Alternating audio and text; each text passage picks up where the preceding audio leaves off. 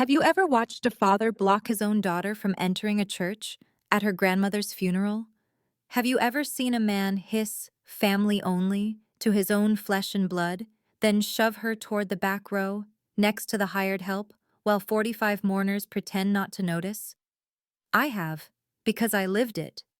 What that man didn't know was that inside the casket lay a woman who had documented everything, every visit he skipped, every phone call he never made, every birthday he forgot.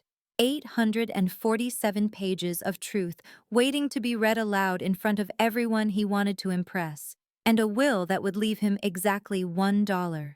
Hi, I'm Sienna Graves, 34 years old. This is the story of my grandmother's funeral, a $4.7 million inheritance, and the moment my father realized he had underestimated the wrong person. If you're watching this, please subscribe and let me know where you are watching from. The call came at 9:47 on a Tuesday morning. I was in the middle of a client presentation at my firm's Manhattan office, a landscape architecture proposal for a waterfront development in Brooklyn. My phone buzzed against the conference table. I glanced at the screen, expecting my assistant. Instead, I saw a name I hadn't expected: Carmen Rodriguez. Carmen was my grandmother's caregiver. She never called during work hours. I excused myself and stepped into the hallway. "Miss Sienna?" Her voice cracked before she finished my name. "I'm so sorry. Mrs. Eleanor, she passed this morning. At 6:15. The hallway tilted. I pressed my palm against the wall. "She went peacefully," Carmen continued, her accent thickening with emotion. "In her sleep. I found her when I came to give her morning tea. I couldn't speak, couldn't breathe. My grandmother, the only person in my family who had ever truly seen me, was gone." "I called you first," Carmen said quietly, "because she asked me to. She made me promise." Something in her words caught me. "First? Before my father?" A pause. Too long. "Your father arrived at 8 o'clock to sign papers." I did the math. My father had known for almost 2 hours. He'd driven to her house, handled paperwork, and never once thought to call me. I learned my grandmother was dead from her caregiver. Not from my father, not from my stepmother, from the woman who changed her bed sheets and made her tea. "Thank you, Carmen," I managed. "Thank you for calling." I ended the presentation early. My client asked if everything was all right. I said, "My grandmother just passed." I didn't say, and my father didn't bother to tell me. Some truths are too heavy for strangers. That evening, I sat on my apartment floor surrounded by photographs. 3 years ago, Grandma Eleanor had given me an album, her personal collection, spanning decades. "Keep this safe," she'd said, pressing it into my hands. "The truth lives in pictures." I hadn't understood then. I was beginning to now. I counted 47 family photographs from 1998 to 2020. Christmas mornings, Thanksgiving dinners, birthday celebrations, Easter brunches. 47 snapshots of the Graves family through the years. I appeared in 3 of them. 3. And in all 3, it was just me and Grandma Eleanor, photos she'd taken herself, separate from the official family portraits. In the real pictures, the ones framed and displayed, there was my father, Richard, his wife, Marlene, various cousins and aunts. A perfect family unit, smiling for the camera. I was nowhere. A memory surfaced, sharp as broken glass. Christmas 2002. I was 12. Marlene had gathered everyone in front of the tree, arranging them like props in a department store window. "Sienna, sweetie, could you step aside for a moment? I just want to get a family photo." I'd looked at my father, waiting for him to say something. To say, "She is family." He adjusted his tie and smiled for the camera. I flipped to the back of the album. There, tucked between the pages, was a photo I'd almost forgotten. Grandma Eleanor and me, taken in 2021, sitting on her porch swing. On the back, in her elegant cursive, "My real granddaughter, the only one who remembers my birthday." I traced her handwriting with my fingertip. She had seen.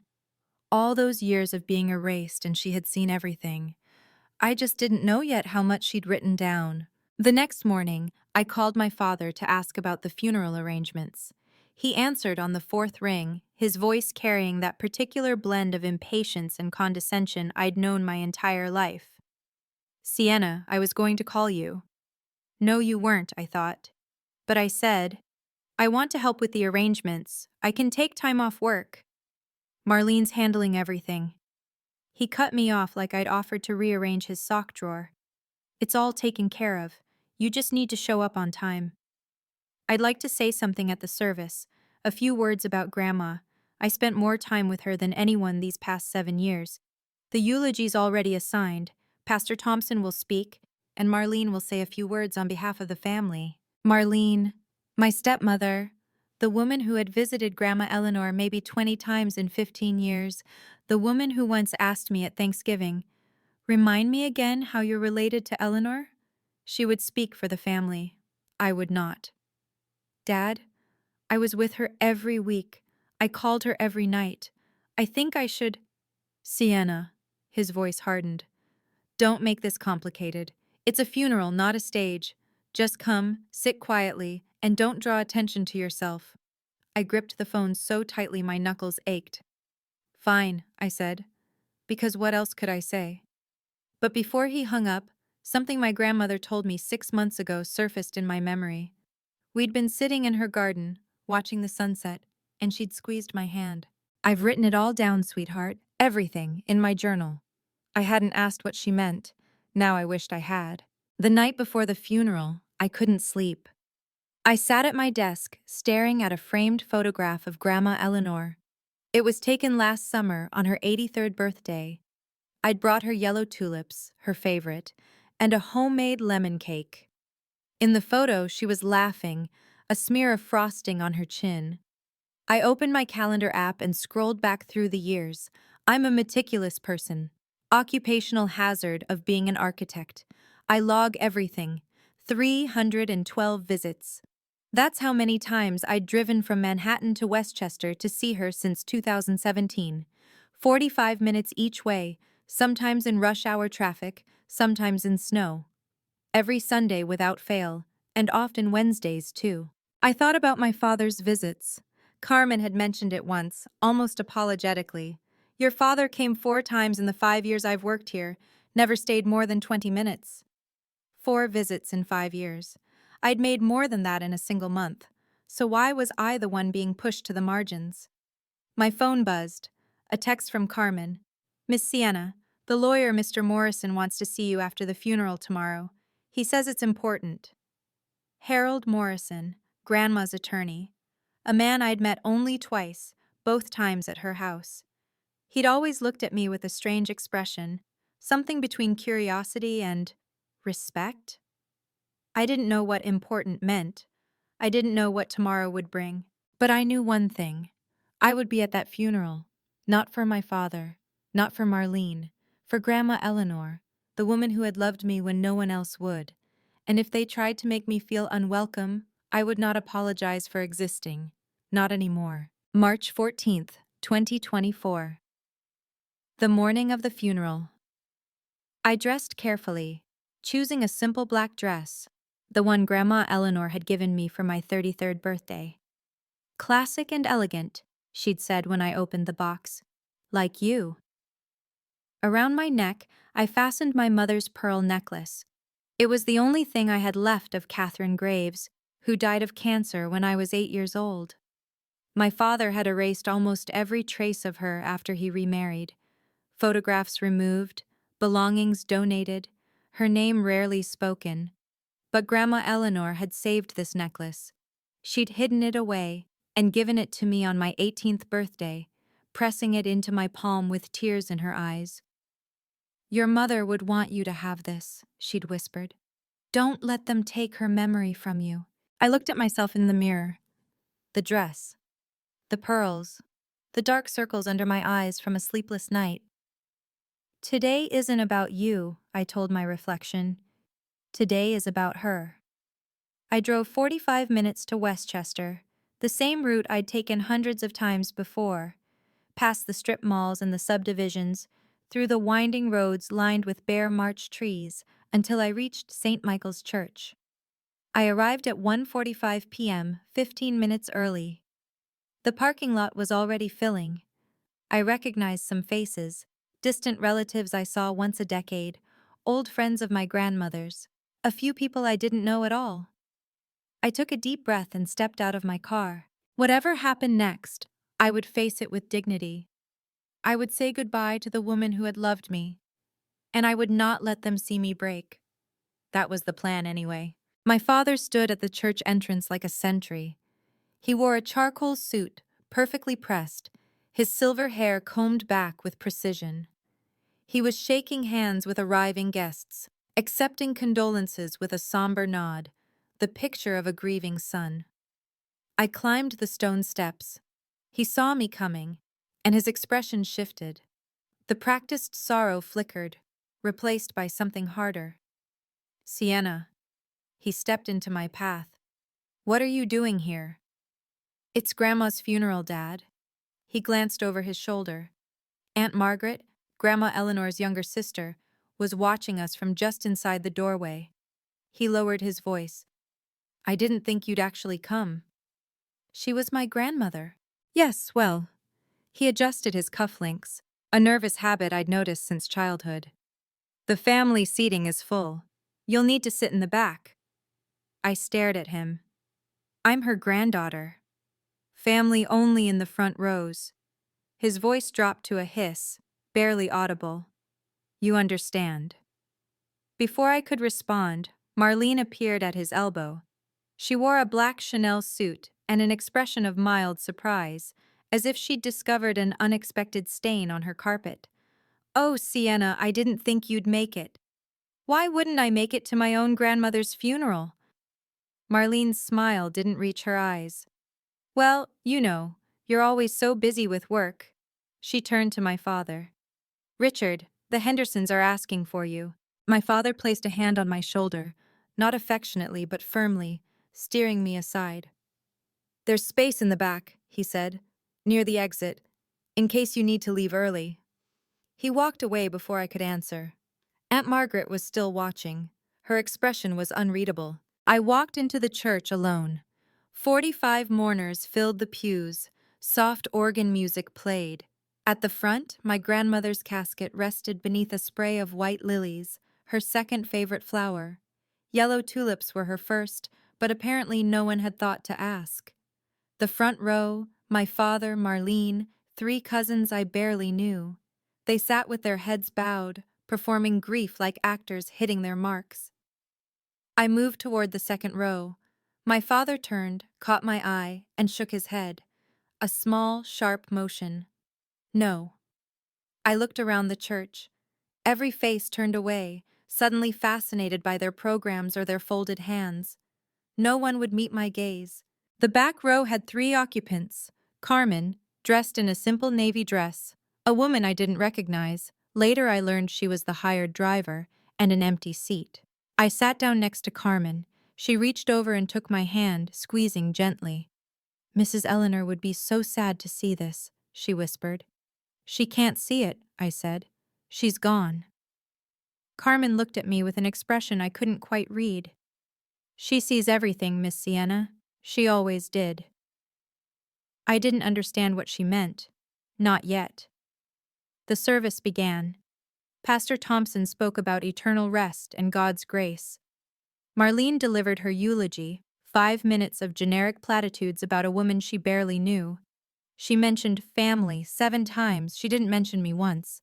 Through it all, I sat in the last row, next to the caregiver and the hired driver, watching my father accept handshakes and sympathetic nods. Carmen leaned close again. Mr. Morrison, the lawyer, he told me something. He said today, many people will be surprised. I had no idea what she meant, but I was about to find out. Marlene stood at the podium, dabbing her eyes with a monogrammed handkerchief.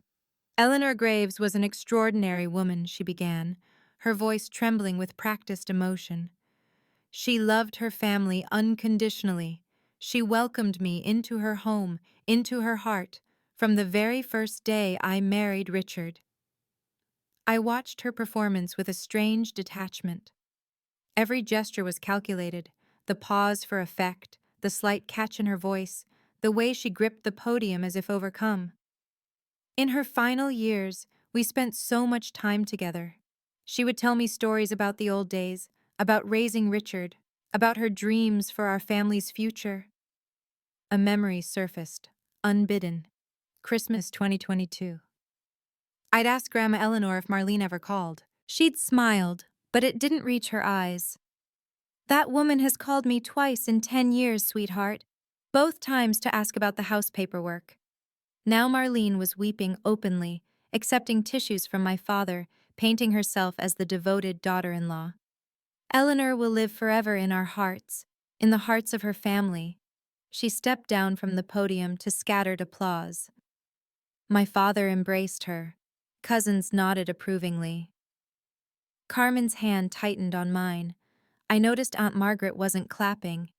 She sat rigid in her pew, watching Marlene with an expression cold enough to frost glass. When Marlene passed her row, Margaret didn't offer condolences. She didn't even look up. Something was happening beneath the surface of this funeral. Currents I couldn't see, pulling in directions I didn't understand.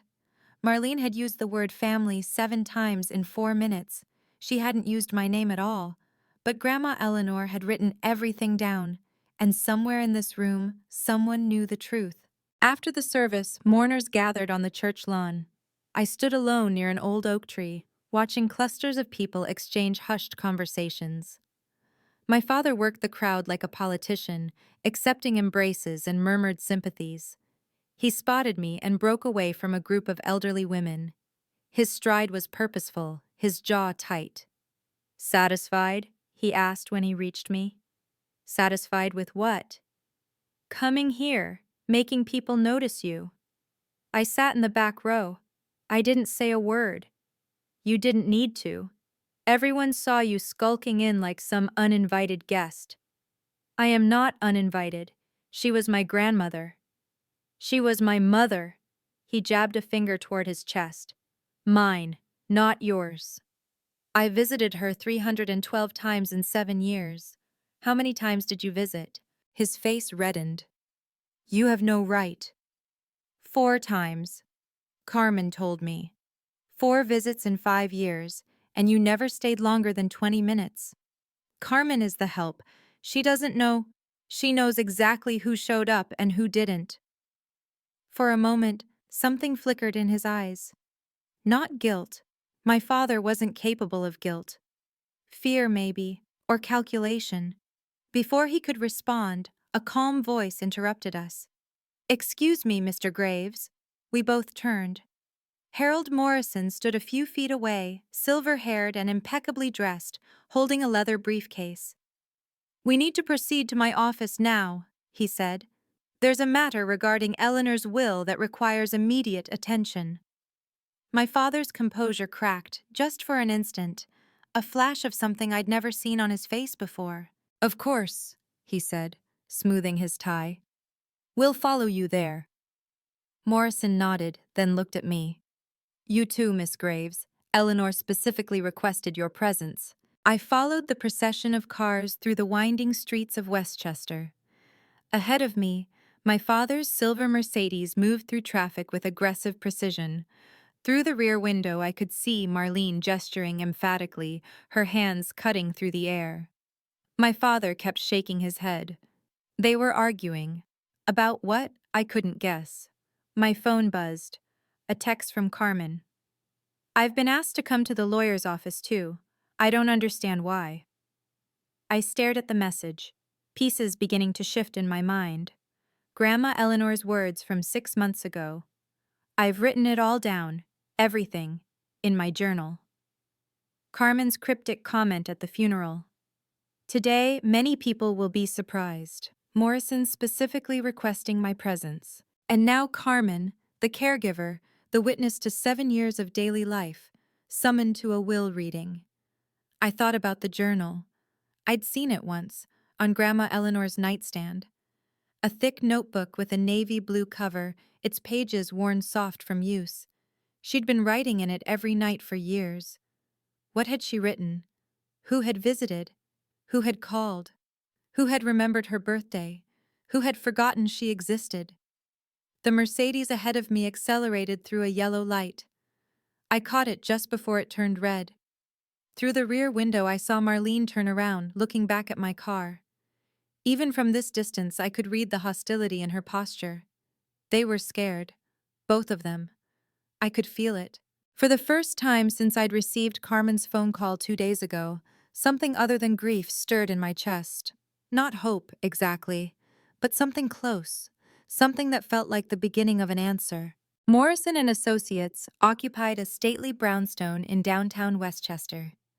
I parked behind my father's Mercedes and followed the group inside. The building smelled of old leather and furniture polish, the scent of money and discretion. The conference room was dominated by a long oak table, surrounded by 12 chairs. Brass wall sconces cast warm light across oil paintings of pastoral landscapes. I counted the attendees as they filed in, my father and Marlene, Aunt Margaret, 2 distant cousins whose names I couldn't remember, 2 elderly men in expensive suits, former business partners of my late grandfather, Carmen, looking uncomfortable in her navy dress, a woman with a notary stamp, Morrison's assistant, and me. 12 people, 12 witnesses to whatever was about to happen. My father claimed the seat at the head of the table as if this were his boardroom, his meeting. Marlene settled beside him, clutching her Hermes bag like a shield. I took a chair at the far end, directly facing my father. Carmen sat next to me, her hands folded tightly in her lap. The door opened. Harold Morrison entered, carrying a large manila envelope and, my breath caught, a thick notebook with a navy blue cover. Grandma Eleanor's journal. He placed both items on the table, surveying the room with the practiced calm of a man who had delivered difficult news many times before. "Thank you all for coming," he said. Eleanor Graves prepared extensively for this day.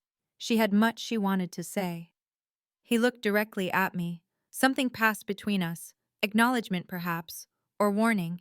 "Before I read the will," Morrison continued, "I need to make something clear. This document represents Eleanor's final wishes, notarized and witnessed on January 8, 2024. Its contents are legally binding and cannot be contested." My father's hand trembled slightly as he reached for his water glass. I need to pause here for a moment. If you've ever been treated like an outsider by your own family, pushed aside, overlooked, made to feel invisible, I want you to know you're not alone. Drop a comment below and tell me your story. And if you want to find out what was in that envelope, what my grandmother wrote in that journal, hit subscribe and turn on notifications. Trust me, you don't want to miss what happens next. Morrison rested his hand on the Navy journal. "Before I open the will," he said, "Eleanor asked me to explain this." My father leaned forward. "What is that? I've never seen—" "Please don't interrupt, Mr. Graves." Morrison's tone was polite but immovable. "This is Eleanor's personal diary. She kept it from 2017 until her death. 847 pages. Marlene's perfectly shaped eyebrows rose. 800 pages? Of what? Records. Morrison opened the journal to a marked page. Eleanor documented everything. Every visit she received, every phone call, every birthday card, or lack thereof. The room went silent. Morrison began to read. March 15, 2022. Sienna came today with chicken soup and yellow tulips, my favorite. We watched Jeopardy together. She always lets me win. Richard did not call. It has been 4 months. I felt the blood drain from my father's face even from across the table. April 3, 2022, Morrison continued. Sienna called at 7 p.m., as she does every night. We talked about her work, about the garden, about the book she's reading to me. Richard has not visited since Christmas. That was 11 minutes. This is absurd, my father sputtered. My mother was elderly. Her memory...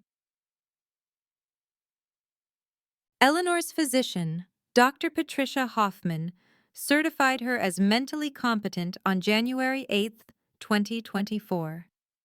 Morrison produced a document. This certification is attached to the will. Your mother knew exactly what she was writing, Mr. Graves. Aunt Margaret spoke for the first time. My sister called me every week. She told me everything. Who visited, who didn't. She looked at my father with undisguised contempt. She was sharper than any of us. My father's mouth opened and closed. No words came out. The journal sat on the table like a bomb waiting to detonate. Morrison set down the journal and picked up a single sheet of paper. Eleanor compiled these figures herself, he said. She asked me to read them aloud before opening the will. My father gripped the armrests of his chair. Marlene had gone very still. From 2017 to 2024, Morrison read, Sienna Graves visited Eleanor 312 times. He paused, letting the number settle. Richard Graves visited 4 times. Combined duration, less than 2 hours. A small sound escaped Marlene, something between a gasp and a laugh of disbelief. Phone calls from Sienna, approximately 2,500, nearly every evening for 7 years. I hadn't realized I'd made that many calls. But the math checked out, 7 years, almost every night. Phone calls from Richard, 11. 8 of those were regarding property paperwork. My father stood abruptly, his chair scraping against the hardwood floor.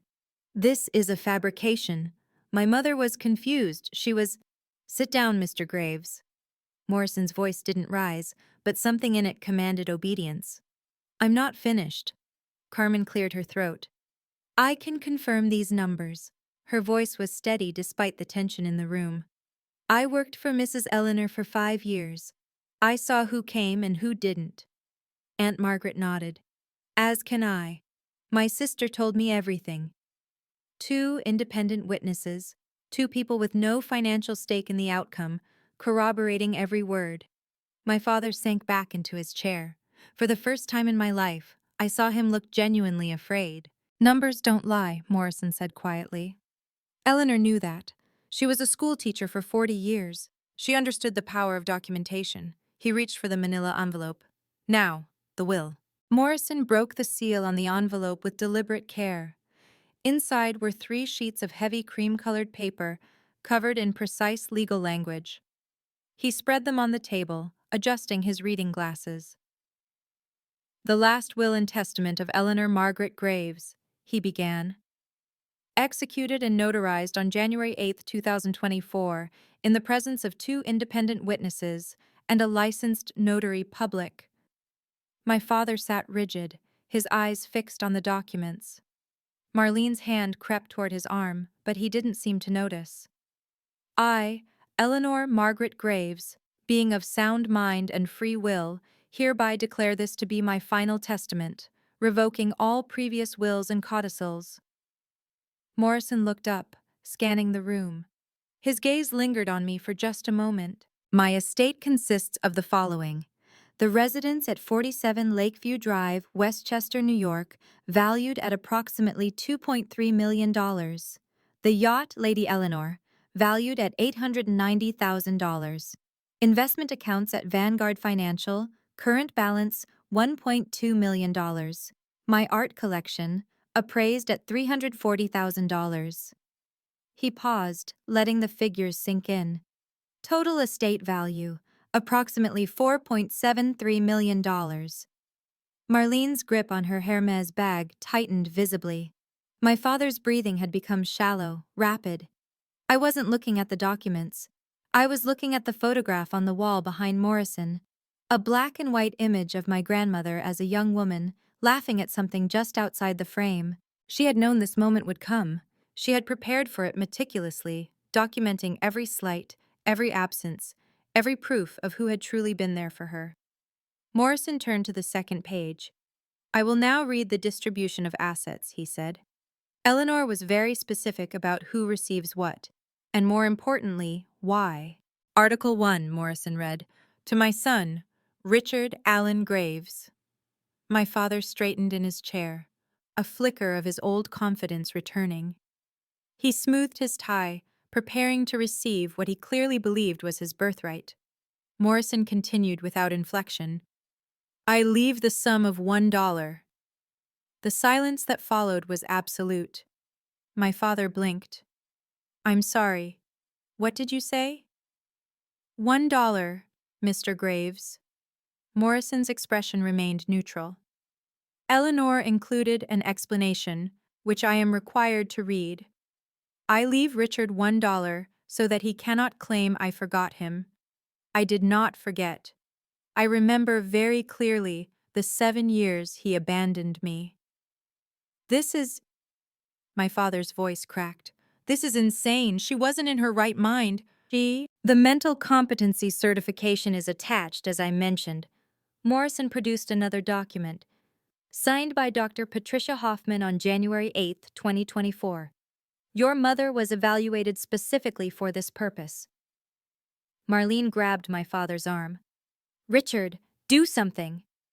I'll sue, he snarled. I'll contest this in court. On what grounds? Morrison asked calmly. The will is properly executed, witnessed, and notarized according to New York state law. Your mother's mental capacity is documented by a licensed physician. You have no legal standing to challenge these provisions.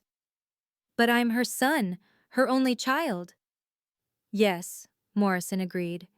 And she left you exactly what she intended to leave you. I watched my father's face cycle through shock, rage, and something I'd never seen there before: humiliation. The man who had spent his life projecting success and status was being stripped bare in front of everyone he'd wanted to impress. Aunt Margaret hadn't moved, hadn't spoken, but a small, grim smile played at the corners of her mouth. My father didn't sit down. His face had turned a mottled crimson, veins pulsing at his temples. This is a conspiracy, he hissed. Someone manipulated her. Someone... His eyes landed on me. You. I met his gaze steadily. I didn't know anything about this. Liar! He slammed his palm on the table. You visited her constantly. You poisoned her against me. I visited her because I loved her. Love? He laughed, a harsh, ugly sound. You wanted her money. That's all you ever wanted. I didn't know she had money. I never asked. Richard, Marlene tugged at his sleeve. Everyone is watching. He shook her off. I don't care who's watching. This is my inheritance, my birthright. Aunt Margaret rose to her feet. At 72, she was a small woman, but her presence filled the room. Richard, she said quietly, when was the last time you called your mother? Not about the house, not about paperwork, just to ask if she was okay. I don't have to answer to you. You can't answer, can you? Because you don't remember. Because it's been years. That's not... I talk to my sister every week, Margaret continued. She told me about Sienna, the granddaughter who came every Sunday, who called every night, who brought soup when she was sick. She also told me about you, the son who disappeared. My father's mouth worked soundlessly. Marlene looked at him with an expression I'd never seen before. Not supportive, not defensive, calculating, reassessing. Mr. Graves, Morrison said firmly, if you cannot control yourself, I will have to ask you to leave. We haven't finished reading the will. My father stood frozen, chest heaving, fists clenched at his sides. He had nowhere to go, nothing left to say. And I hadn't spoken a word. My father finally sat, his movements stiff and mechanical. Marlene edged her chair slightly away from him. Morrison waited until the room settled, then continued reading. Article 2. To my granddaughter, Sienna Catherine Graves. He paused, looking at me. Named for her mother, my beloved daughter-in-law Catherine, who was taken from us too soon. I felt tears prick my eyes. My mother's name. She had included my mother's name. I leave the remainder of my estate, the house at 47 Lakeview Drive, the yacht, Lady Eleanor, all investment accounts, the art collection, everything. The words hung in the air. Eleanor included a statement, Morrison said. She wanted me to read it exactly as written. He lifted the page and I heard my grandmother's voice in every word. Sienna is the light of my final years. She did not come for money. She didn't know I had any. She came because she loved me. Every Sunday, rain or shine. Every phone call, even when she was exhausted from work. Every yellow tulip on my birthday. Every bowl of soup when I was ill. She is the only one who remembered that I was still alive. Carmen squeezed my hand under the table. I do not leave her my estate as punishment to Richard. I leave it because she earned it. Not through obligation, but through love. There is a difference. I couldn't speak, couldn't move. The tears fell freely now, and I didn't try to stop them. For the first time in my life, someone in my family had truly seen me, not as a burden, not as an inconvenience, not as the daughter of a dead woman everyone wanted to forget, as someone worthy of love. And she had made sure everyone in this room would know it. Morrison picked up the Navy Journal. "There is one final bequest," he said. "The journal itself." He walked around the table, stopping beside my chair. Eleanor's instructions were explicit. "This journal is to be given to Sienna, and to Sienna alone," she wrote. He consulted a note card. "I give this to my granddaughter not as evidence. The truth has already been told today. I give it so she will know that every visit, every call, every kindness was witnessed and treasured. She was never invisible to me." He placed the journal in my hands. It was heavier than I expected. 847 pages of my grandmother's careful handwriting, documenting 7 years of her life. I opened to the first page. January 1st, 2017. Her elegant script filled the margins. "A new journal for a new year. I begin this record because I want the truth to survive me." I turned to the final entry. March 5th, 2024. 7 days before she died. Sienna called tonight. She asked if I wanted her to read to me. I said yes. She read The Great Gatsby, my favorite since I was a girl. Her voice sounds so much like Catherine's. I will miss that voice. I had read to her for 3 weeks straight. I hadn't known it would be the last thing I ever did for her. But she had known. She had written it down. She had wanted me to understand that every moment mattered. "There is a letter as well," Morrison said quietly. "Carmen has been holding it for you. Eleanor asked that you open it privately when you're ready." I looked at Carmen. She nodded, her eyes glistening. My grandmother had prepared for everything, even her goodbye. My father rose from his chair. His face had transformed. The rage smoothed away, replaced by something soft and pleading. He moved toward me with his arms slightly extended, like a man approaching a skittish animal. "Sienna." His voice dripped with warmth I'd never heard before. "Sweetheart, I'm so happy for you. Mother always loved you. I always knew that." I didn't move. "We're family," he continued, stepping closer. "I know I haven't been perfect, but we can start fresh now. You can come home. To Mother's house, I mean. Your house. We can be a real family again." I looked at him. Really looked. The same man who had blocked me at the church door 3 hours ago. The same man who had hissed "family only" and banished me to the back row. "Home?" I repeated. "Which home?" "Mother's house. The estate. We can all—" "3 hours ago, you told me I wasn't family." He flinched. "I didn't mean—" "You pushed me to the back row. You let Marlene give the eulogy while I sat next to the hired driver. That was a misunderstanding, was it?" I stood, still holding the journal. 26 years, Dad. 26 years of being erased from photographs, excluded from holidays, treated like an embarrassment. Sienna, please. You had 26 years to be my father. You chose not to be. His mask slipped, just for a second. Beneath the manufactured tenderness, I saw the calculation. The desperate arithmetic of a man who had just lost $4.7 million and was scrambling to recover it. "We can work this out," he said, reaching for me. "Let me—" He moved to embrace me. I stepped back. Don't. My father's arms hung suspended in empty air. Don't touch me, I said. Sienna, I'm your father. You're the man who fathered me. That's biology. It doesn't make you my father. The room had gone completely still. 12 people watching, barely breathing. You had 26 years to be a father, I continued, my voice steady.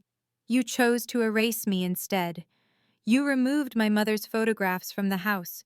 You stopped inviting me to holidays. You let your wife treat me like a stranger at family gatherings. Marlene never. You did nothing. For 26 years, you did nothing.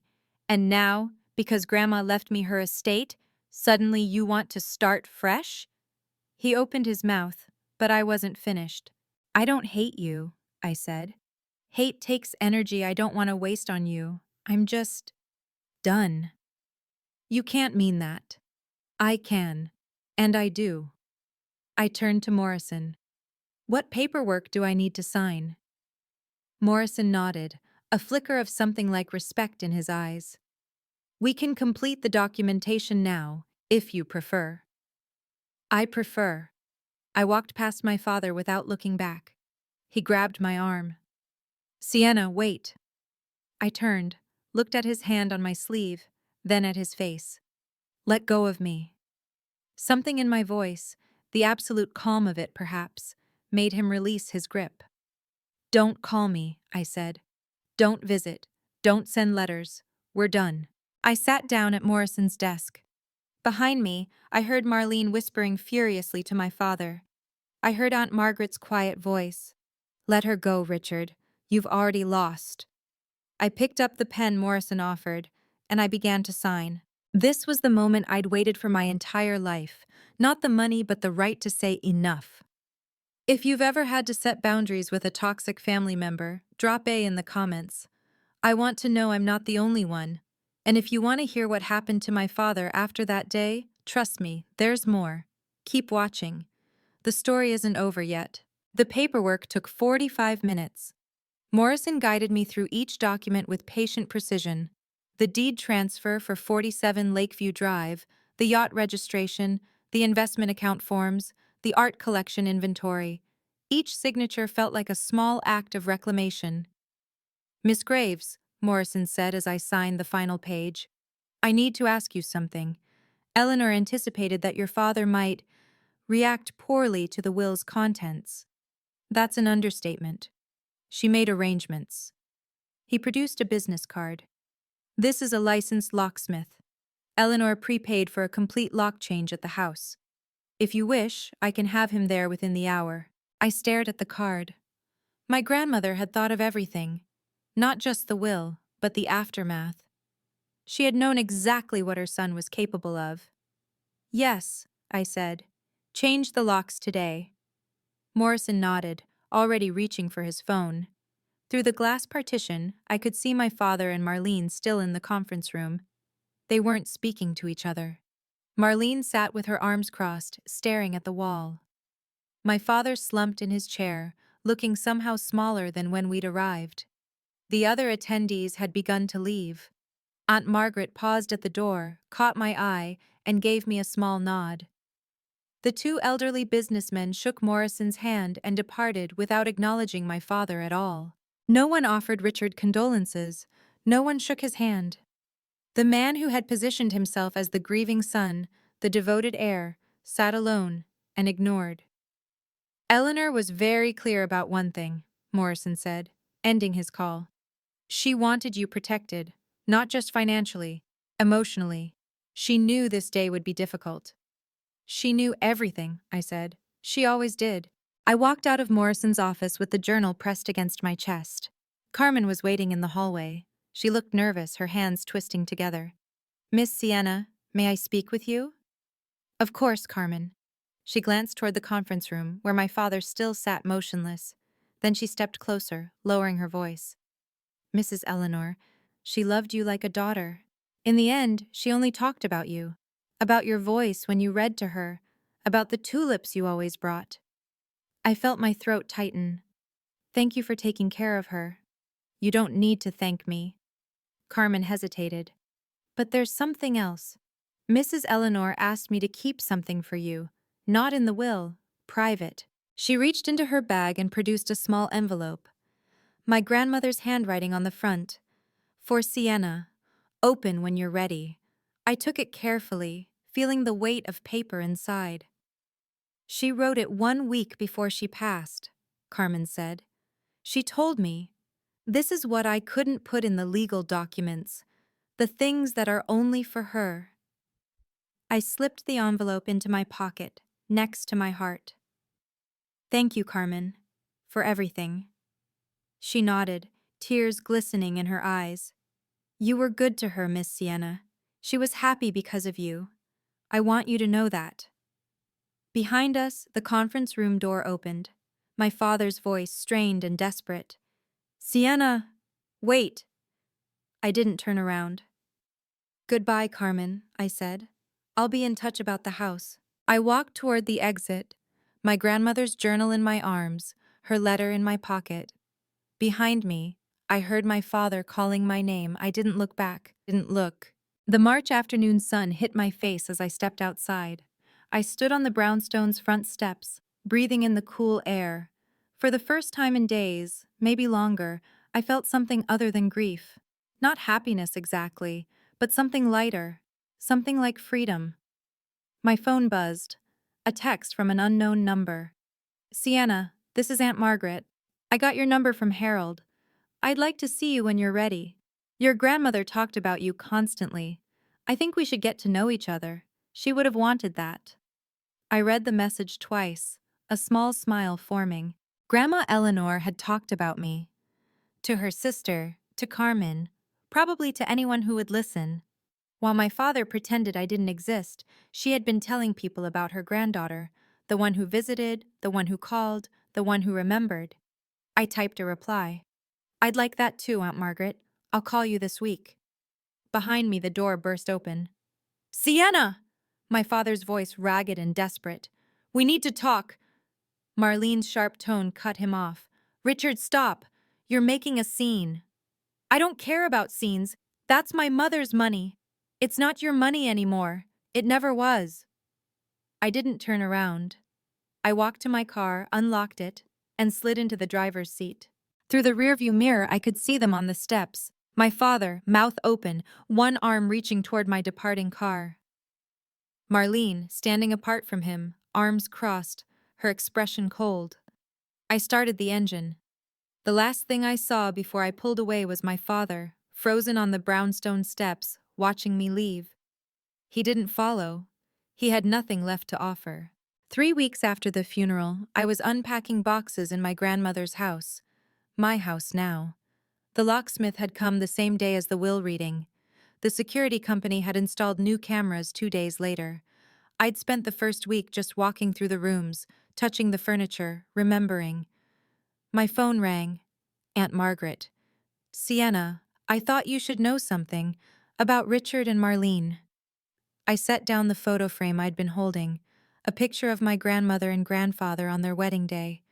What happened? Marlene filed for divorce last Tuesday. It's already in the county records. I sat down slowly on the edge of the sofa. Divorce? Apparently, she didn't know Richard had been cut out of Eleanor's will until the reading. She thought she was marrying into money. Margaret's voice carried a grim satisfaction. When she found out the truth, that he'd been lying about his relationship with his mother for years, she was displeased. I didn't know she had grounds for divorce. She's claiming fraud, misrepresentation of assets during the marriage. Her lawyers are good. I thought about Marlene at the will reading, the way she'd looked at my father when the truth came out. Not with sympathy, with reassessment. There's more, Margaret continued. The story's gotten around Westchester, the real estate community, the country club crowd. Everyone knows what happened. That Richard abandoned his mother for 7 years and got written out of her will. I didn't tell anyone. You didn't have to. 12 people were in that room. News like that travels fast. She paused. No one wants to do business with a man who abandons his elderly mother. It's bad for reputation. The consequences were landing, one by one. I hadn't asked for revenge, but the truth had its own momentum. That night I sat alone in the living room. A fire crackled in the stone hearth, the same fireplace where my grandmother had sat with me so many times, sharing tea and stories. The house was quiet, peaceful in a way my apartment in Manhattan never was. I took out the envelope Carmen had given me.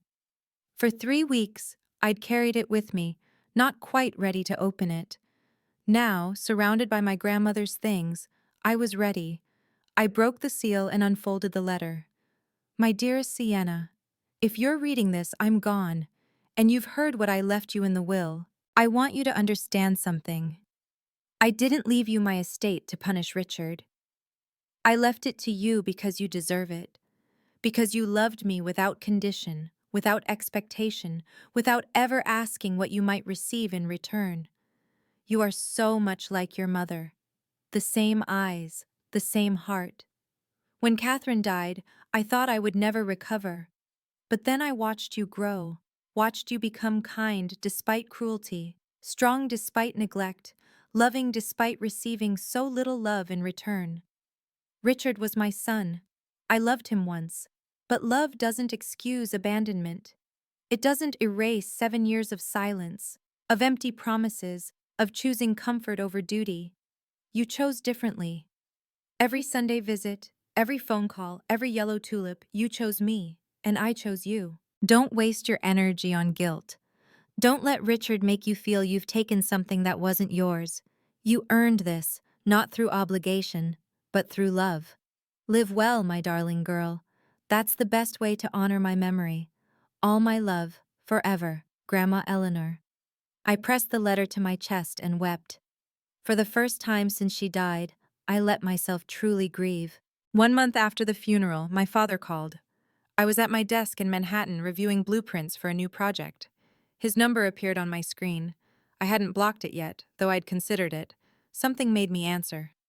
Sienna. His voice sounded different, tired, hollow. Can we talk? You have 2 minutes. A long exhale. I'm sorry. I know I've made mistakes. I know I wasn't the father I should have been. I waited. Marlene left me. The divorce is going to take everything. My reputation is destroyed. No one in Westchester will work with me anymore. His voice cracked. I have no one, Sienna. You're all I have left. I'm not yours to have. Please, I'll change. I'll do better. Just give me a chance. You had 26 years of chances. You spent them erasing me from your life. I was wrong. I admit it. But I'm your father. You're the man who blocked me from my grandmother's funeral, who made me sit in the back row with the hired help, who let your wife give the eulogy while I wasn't allowed to speak. Silence. You're not calling because you're sorry, I said. You're calling because you're alone, because Marlene left and your friends disappeared and you have no one else to turn to. That's not...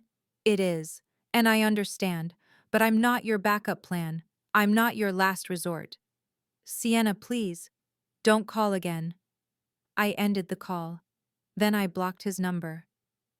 I sat for a long moment, staring at my phone. I didn't feel triumphant. I didn't feel vindicated. I just felt finished. 26 years of waiting for a father who would never come. It was time to stop waiting. The following weekend, I drove to Connecticut. Aunt Margaret lived in a small colonial house surrounded by gardens and yellow tulips, dozens of them, bright against the spring soil. Eleanor's favorite, Margaret said, following my gaze as she opened the door. I plant them every year, for her. She embraced me, a real embrace, warm and unhesitating. It felt foreign after so many years of family members who barely acknowledged my existence. We sat in her kitchen, drinking tea from china cups that had belonged to my grandmother's mother. The afternoon light slanted through lace curtains. Eleanor talked about you constantly, Margaret said. Every phone call, every visit, she told me everything. Sienna brought soup today. Sienna read to me last night. Sienna remembered my birthday when no one else did. I didn't know she told you. She told everyone who would listen. Margaret smiled, but her eyes were sad. She was so proud of you, of the woman you'd become, despite everything. Despite Richard, you mean? Despite all of it, your mother's death, the way you were treated afterward, the erasure. She reached across the table and took my hand. You didn't deserve any of that, Sienna. None of it was your fault. I'd waited 34 years to hear those words from a family member. Eleanor saved something else for you, Margaret said. Something she didn't put in the will. She left the room and returned with a small wooden box. Inside, photographs. Dozens of them. My mother and grandmother together. My mother holding me as a baby. My mother on her wedding day, radiant and young. Eleanor kept these hidden, Margaret said. She knew Richard would have destroyed them. She wanted you to have them someday. My mother's face smiled up at me from 30 years ago. I finally had her back. 3 months after the funeral, I sat across from Harold Morrison in his office. I've been thinking about what to do with the estate, I said. I want to create something lasting, something that would make Grandma Eleanor proud. Morrison leaned back in his chair, a slight smile on his face. What did you have in mind? A scholarship fund, the Eleanor Graves Memorial Scholarship. For children who've lost a parent, specifically kids who've been marginalized by their remaining family. Kids like I was. He nodded slowly. That's a beautiful idea.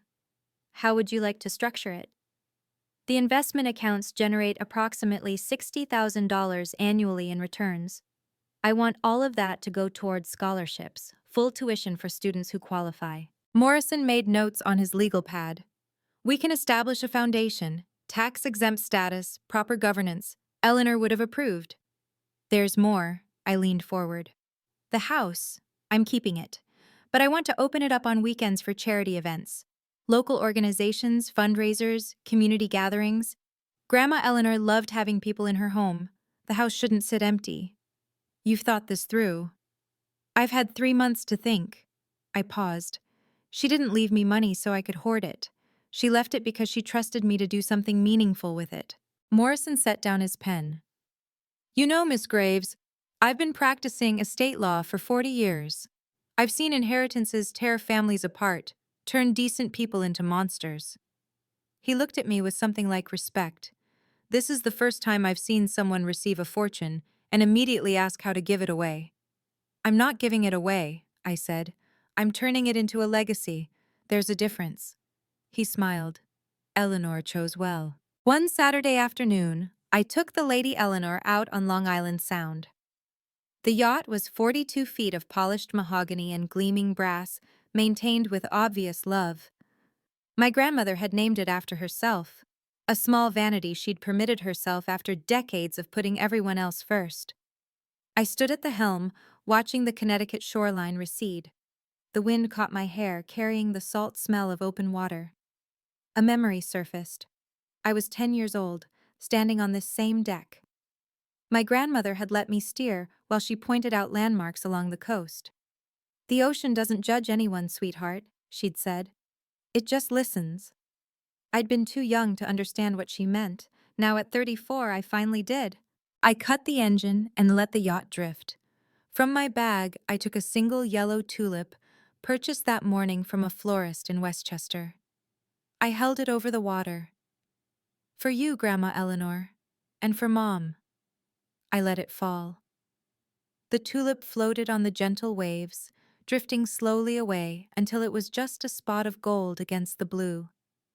I watched until I couldn't see it anymore. Then I went below deck and retrieved the journal from my bag. I opened to a random page. July 12th, 2019. Sienna took me sailing today. She said, Grandma, I love you. I said, I know.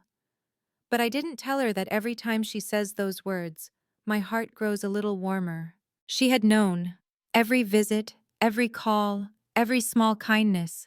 She had written it all down because she wanted me to understand that none of it was invisible. None of it was wasted. I closed the journal and watched the sun set over the water. 6 months after the funeral, I hosted my first dinner party at the house. The dining room glowed with candlelight. Around the table sat Aunt Margaret, Carmen, two colleagues from my firm, and David, a fellow architect I'd met on a waterfront project 3 months earlier. We'd been dating for 6 weeks. He was kind, thoughtful, and completely unimpressed by the estate I'd inherited. When I told him the story, he'd simply said, "Your grandmother sounds like she was an amazing woman." No calculation, no angle, just genuine response. Margaret raised her glass. To Sienna, and to Eleanor, who saw what the rest of us missed. Everyone drank. The room filled with warmth and laughter, sounds this house hadn't heard in years. After dinner, David helped me clear the dishes. We stood side by side at the kitchen sink, the same sink where my grandmother had washed countless meals. "This is a beautiful home," he said. "It was my grandmother's. Now it's mine. You seem peaceful here." I considered the word peaceful. 6 months ago, I'd been sitting in the back row of a funeral, invisible to my own family. Now I stood in a kitchen full of people who had chosen to be here, not because of obligation or inheritance, but because they wanted to know me. "I am peaceful," I said, "for the first time in a long time." He smiled and handed me a plate to dry. Through the window, I could see the garden, dormant now in the autumn chill, but I'd already planned what I would plant in spring. Yellow tulips, of course, rows of them, bright against the dark soil. A legacy of color, a promise kept. This was my family now, not the one I was born into, but the one I'd built. I stand at the window of my grandmother's house, looking out at the lake. It's been 6 months since the funeral, 6 months since I sat in the back row, invisible. 6 months since the will was read and everything changed. My grandmother left me $4.7 million. But the most valuable thing she gave me wasn't money. It was the truth, documented in 847 pages of her own handwriting. The truth that I was seen, that I was loved, that I mattered. My father hasn't called since I blocked his number. I heard through Aunt Margaret that he moved to Florida, living alone in a rented apartment. Whether he's found remorse or simply run out of people to blame, I don't know. And honestly, I don't care anymore. For 26 years, I waited for him to see me, to acknowledge me, to love me the way a father should love a daughter. I'm done waiting. Here's what I've learned. You can't force someone to love you, but you can choose who gets access to your life. You can set boundaries without guilt. You can walk away from people who hurt you, even if they share your blood. Family isn't just about genetics. It's about who shows up, who calls, who remembers your birthday, who brings soup when you're sick. My grandmother taught me that, and I will spend the rest of my life honoring her lesson. If you've ever been overlooked by your family, made to feel invisible, unworthy, less than, I want you to know, you are not alone, and you deserve better. Thank you for staying until the end of my story. If this resonated with you, please subscribe and share your own experience in the comments. I read every single one. Until next time, thank you for being here through this entire journey. If you've ever had to set boundaries with toxic family members, I want to hear your story. Drop a comment below. Your experiences matter, and you're not alone in this. If you want more stories like this one, hit subscribe and turn on notifications. There are more videos linked in the description. I'll see you in the next story. Take care of yourselves.